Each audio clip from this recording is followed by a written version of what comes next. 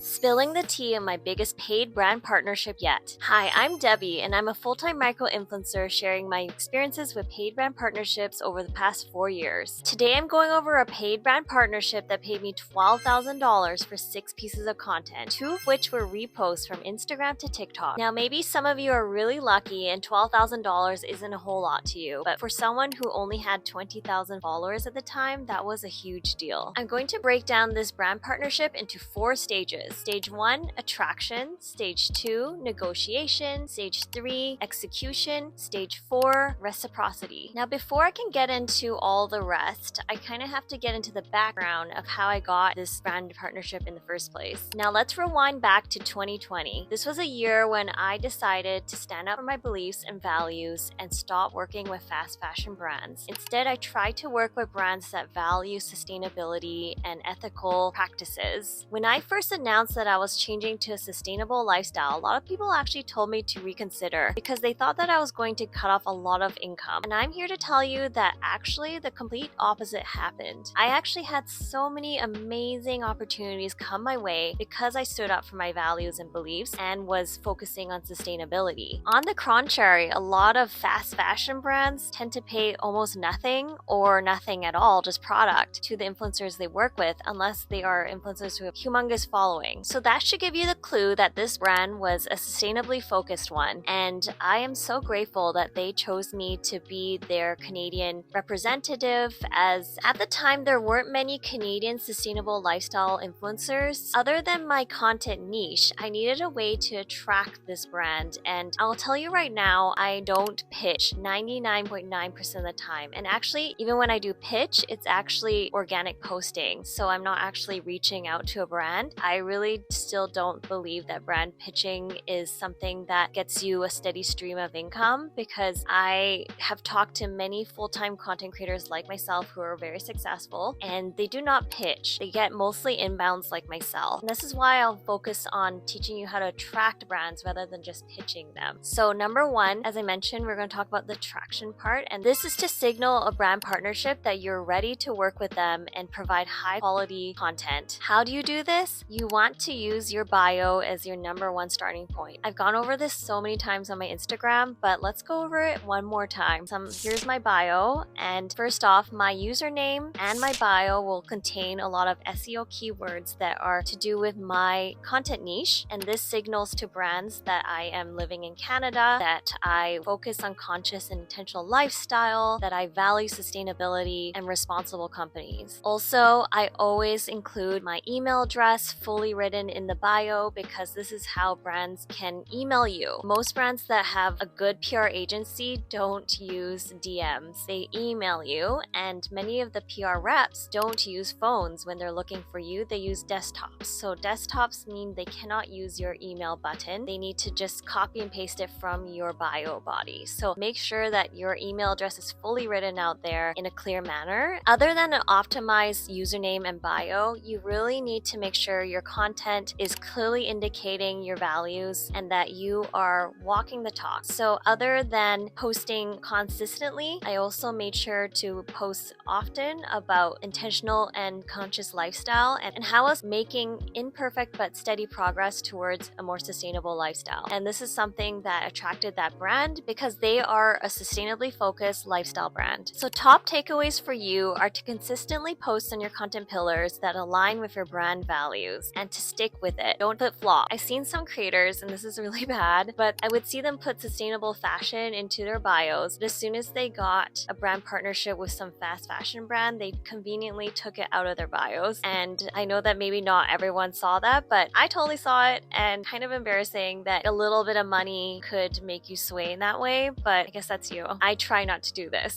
Stage 2, negotiation. So when I got the email from this brand, I had no idea which brand it was because I signed an NDA, and that's why I still will not be revealing which brand this is or the PR agency I worked with, but I will be revealing the relevant details that will give you hopefully some understanding and insights into how to negotiate such deals yourself. So after I send the NDA, I also provided my stats and my rates. This is how I provide my rates here. I also provided my latest stats for views and reach. This was mind you, 2 years ago, so things were a little bit different then. And actually the brand took a long time to reply, so I kind of forgot about it and I had no idea that I was still on the roster. But sometimes these things can take time since corporate brands can be quite slow in their process. Sometimes just have to be a little patient and you never know what's going to come up. When I got the email from this PR app that I had received an offer, I was kind of blown away. I remember I was on vacation and I opened up the email and I was very, very surprised about the amount because I actually forgot what I had even written as my rate. Anywho, as you know, it was $12,000 for 6 pieces of content and 2 were reposted from Instagram to TikTok. So it was actually only 4 pieces of content. That also includes exclusivity and usage rights for about 6 months. Now, in this case, I didn't really negotiate that much because they actually gave me pretty much what I was asking for. And this is just to show you that having a defined content niche can be so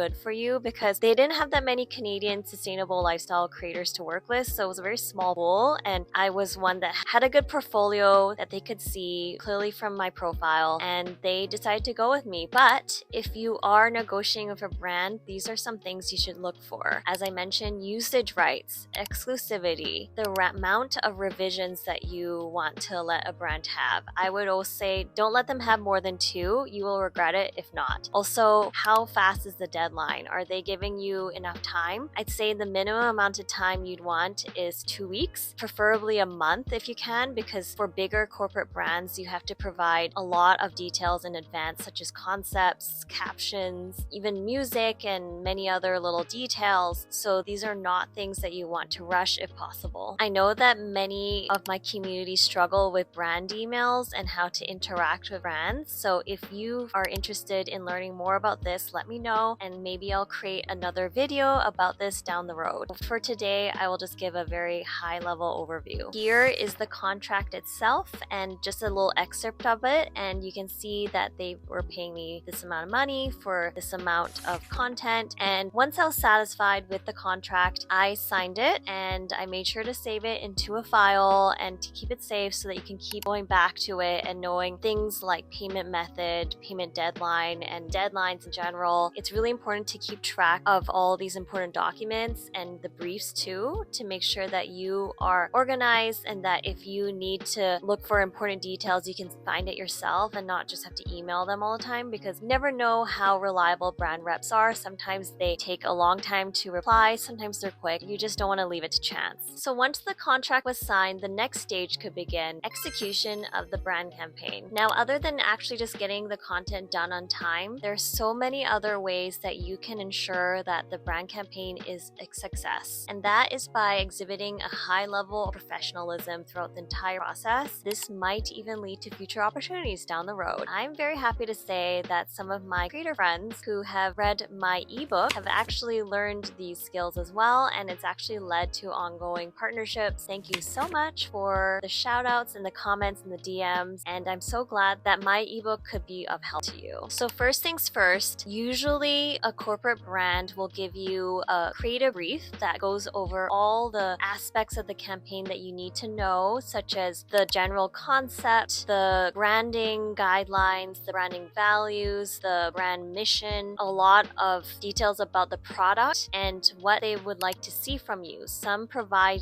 even mood boards and examples, links to content from past campaigns. This helps so much, so make sure you go through all of it before you start anything. And then they will give you caption ideas and hashtags, usernames that you need to tag. It all should be in there if this PR agency knows what they're doing. Now, once you have gone through the entire creative brief, they might also schedule a video call with you. And this happens for bigger brand campaigns that want to really make sure you're in line with their vision. After you've read the creative brief and you had the video chat with a brand rep and you're clear on what to do, they're probably going to ask you for a detailed concept. And a detailed concept will provide a very thorough description of what you're going to give, to the point that if you follow it to the T, the brand will just approve your content without any need for revisions. I'll give you a very brief overview of what a good concept will contain: your working title, the scenes that you want to include into your content. So if this is a reel, you'll talk about scene 1, scene 2, scene 3, etc. You'll describe what happens in each scene. scene. You'll also go over any text overlay that might be in that scene. And you want to also, if you're doing a voiceover, time out everything. So you're being realistic with what you can say within that time frame. You want to get a total time estimate of how long this content will be. And if you want to be extra on top of things, and I would say you should do this, especially if it's a big brand deal, add in pictures of your past content that you think would be relevant for this campaign to show them what you're thinking of doing, or just even photos taken from other brand campaigns or other creators to show them in general what you're planning to do. This just gives them a more visual idea of what you're going for and will help make sure that things go smoothly. Now let's also talk about response times to emails. When I'm working on a big brand partnership, I'm always on top of my emails and I reply as soon as I can. If possible, within the same hour, if not a few hours, and at the very latest, 24 hours. And even that's a bit long. I would not do that if possible. So just always be in touch with your emails if you can, unless something happens, and try to let the brand know as much as you can ahead of time if you will be out of touch, and they will usually respect this, especially if you're on, say, vacation, and if you let them know ahead of time, they won't be worried or upset. So always over communicate rather than under communicate. And let's also talk about deadlines. So if possible, I always try to finish my content well before the deadline and hand it in a few days early. This helps the agency to view me and my work more positively and to value me as an ongoing partner. Now, you always want to be showing the brand that you're going above and beyond to be professional and to be on top of things and on track. And this will help to build a more positive reputation for yourself as an influencer within the industry. When it comes to emails, don't just do the bare minimum. Always be as formal as you can and as polite as you can. So this means you're greeting them with hi, whoever's name. You're saying, I hope you're well, or just something like that. And then you get into it. You don't just say, hey, this is my issue right here. You want to actually show that you value them as a professional partner and show that you are someone that they can rely on and actually knows what they're doing. And I really have to tell you that the way you email makes such a huge difference when you're working with brand preps, because this might be your only point of contact with them and you want to make a good impression. If you are being kind of abrupt and just not doing things like proofreading your emails beforehand, definitely doesn't look good. If I was on the other side of things, if I was the brand rep, I probably wouldn't want to work with you again. Now, let's talk about the content. Back in the day, it used to be a lot more advertisement looking. Nowadays, they're skewing to be as organic as you can, but you still have to disclose that it's an ad, obviously. The best way to create engaging content for sponsor content is by staying on top of trends. You want to choose trends that still can be considered professional and appropriate for big corporate brands. You just need to be in line with a brand's aesthetics and values. And often this means that they can be a little bit on the conservative side of things. Back to concepts again, if you have written everything out very clearly and given them a lot of examples and visuals, this should all be ironed out ahead of time before you even start to shoot anything. So once you've finished the content and it's all beautiful, you're excited to share it with the world, now it's time to just get everything organized. So you have to make sure it gets approved, and when it's corporate brands, this might take quite a while, and you have to make sure that everything is organized in proper file format. Make sure you save into folders if you need to, have your captions saved, make sure you're very clear on the posting dates and that you've received these approved posting dates. Some brands are very, very strict with the times you can post, so you just have to make sure you figured this out ahead of time with the brand rep that you're working with. And obviously, when you are posting your sponsor content, you want to make sure that you are engaging as you should. So this is at least 15 minutes before, at least 15 minutes after. I would honestly just do 1 hour after and maybe 30 minutes before if you want prime engagement boosting. The best way to make sure you get engagement on even a sponsored post is by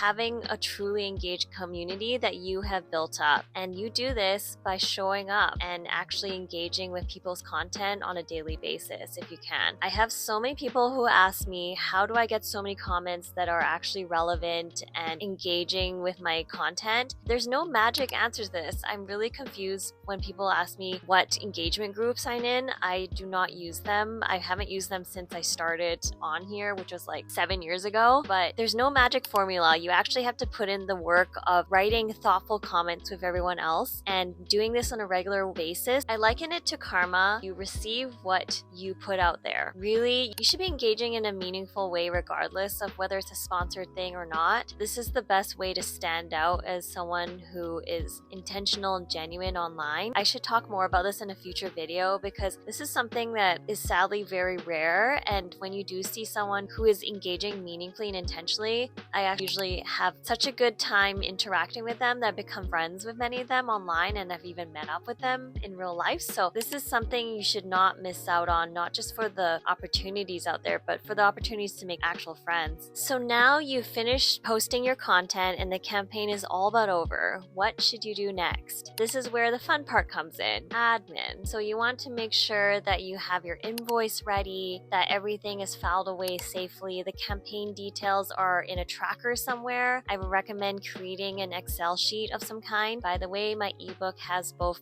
campaign trackers, expense trackers, and invoice templates if you need them. So that's something to think about. In your campaign tracker, you want to show how much you're being paid, how much the tax was, if you are collecting tax, that is. Also, when you're expected to be paid, the method of payment, and when it was paid. So these are at least the minimum that you need to have in there. And for invoices, different brands have different requirements. Some are more complicated than others, so make sure that you get these details ahead of time from the brand rep if possible. But usually you can get these details from your contract. Sometimes they will have an actual template that you need to follow that they'll just send to you. So now let's talk about the fourth and final step of a brand partnership, reciprocity. This is where all of your hard work and all of your professionalism and all of your rapport with the brand rep should come into play. And I always say that when you have had a good brand partnership where you want to work with that brand and PR rep again, make it clear. Send them a thank you note, and it doesn't have to be long-winded or by any means, just a quick thank you to this person for being helpful during the campaign, for potentially even having recruited you in the first place. I think that PR reps can often be very underthanked for the hard work they do, so make sure that you are thanking them in an appropriate manner. You might even want to state that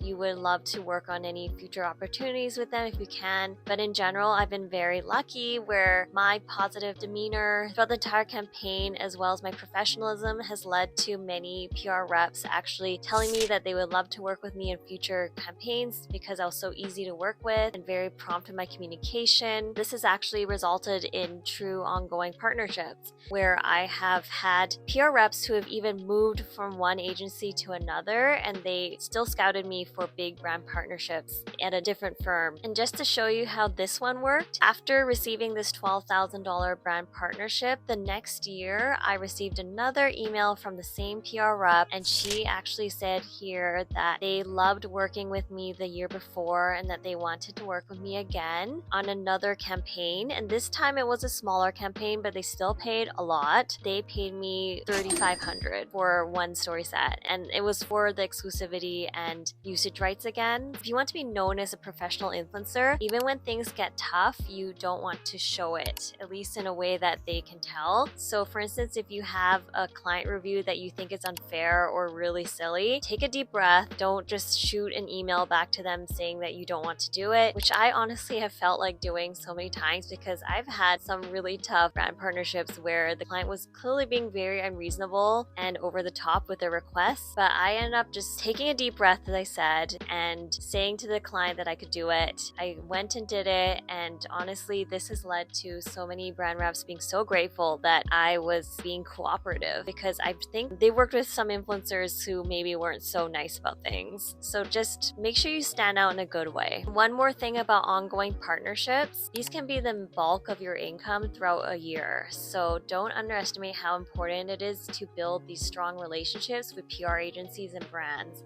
It really does help your income to be more stable, and you should be trying your best to get as many ongoing partnerships as you can, especially because it's both good for you and the brand to show that you have a genuine relationship that's ongoing and that you truly support this brand outside of being in a paid relationship. Well, that was a lot. I hope that you guys got some good takeaways from this. If you have any thoughts about any of this, please drop me a comment below. And as always, please like, comment, and subscribe if you enjoyed this post. I would love to hear from you and to know more about what you would like to hear from me. Thank you all so much for watching. watching. This has been my second YouTube video. I really hope that it goes well and that you guys like it. Bye for now.